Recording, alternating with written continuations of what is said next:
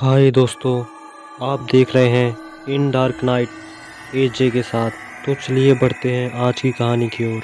ये कहानी एक ऐसे हॉन्टेड हॉस्पिटल की है जहाँ पर बच्चों की रोने की आवाज़ें आज भी सुनाई देती हैं। ये घटना मेरे साथ तब घटित हुई थी जब मैंने अपना नर्सिंग का कोर्स कंप्लीट किया। तब मुझे एक हॉस्पिटल में जॉब मिल गई। वह एक पुरानी 3 फ्लोर की बिल्डिंग थी। जब मैंने इंटरव्यू दिया तो मुझे उन्होंने सेलेक्ट कर लिया और जितनी जल्दी हो सके ज्वाइनिंग करने के लिए कहा, क्योंकि रिसेंटली कुछ नर्सेस ने वहां से रिज़ाइन किया था। अब उस हॉस्पिटल में नर्सेस की ज़रूरत थी। मुझे उस हॉस्पिटल में काम करते हुए 1 हफ्ते ही हुए थे कि मेरे साथ कुछ अजीब सा इंसिडेंट हुआ। एक रात मेरी नाइट शिफ्ट थी और सारे पेशेंट सो चुके थे।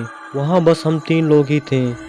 मैं, एक नर्स जिसका नाम रोशनी था और एक सिक्योरिटी गार्ड। हम तीनों स्टाफ रूम में चाय पीकर बातें करने लगे। फिर मेरे राउंड का समय हो गया। मैंने फर्स्ट फ्लोर से शुरू किया।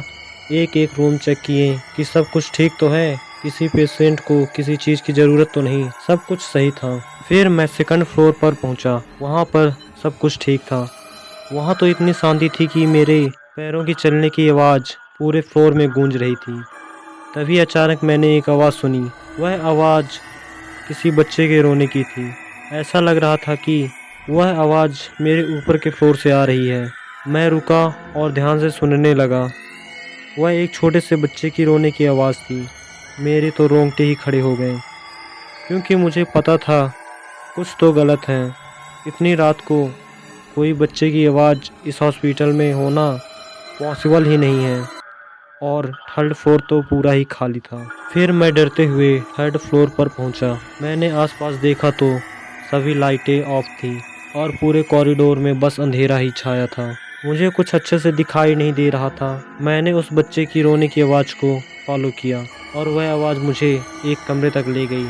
जब मैंने उस कमरे का दरवाज़ा खोला, मैंने देखा एक बेड के ऊपर चादर ओढ़े कोई बैठा हुआ है। मैं बेड के पास जाते हुए बोला, कौन है वहाँ? जो भी उस चादर के नीचे था, वहाँ से अब रोने की आवाज़ एकदम से बंद हो गई। मैंने चादर को पकड़कर झटके से हटाया।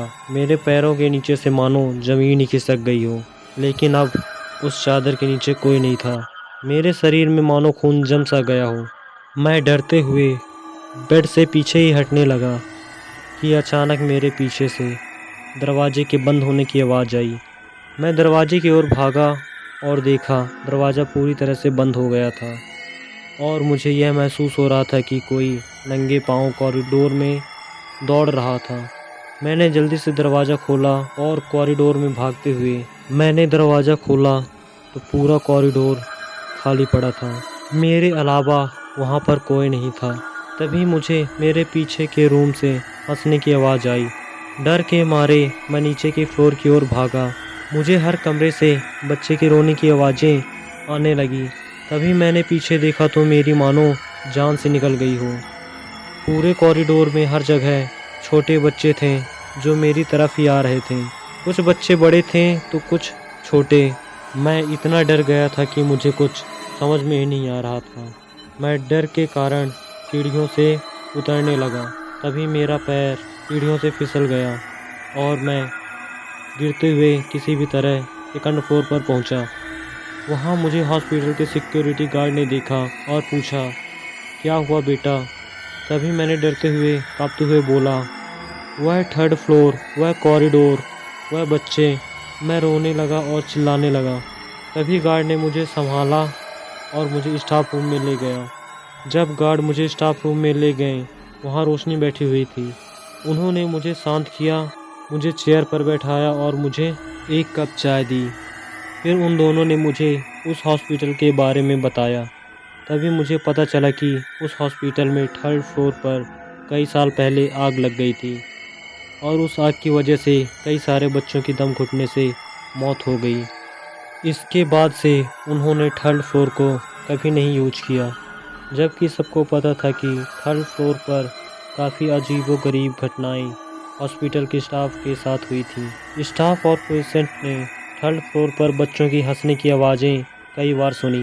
कई स्टाफ कि लोगों ने तो कॉरिडोर में बच्चों को भागते हुए भी देखा है।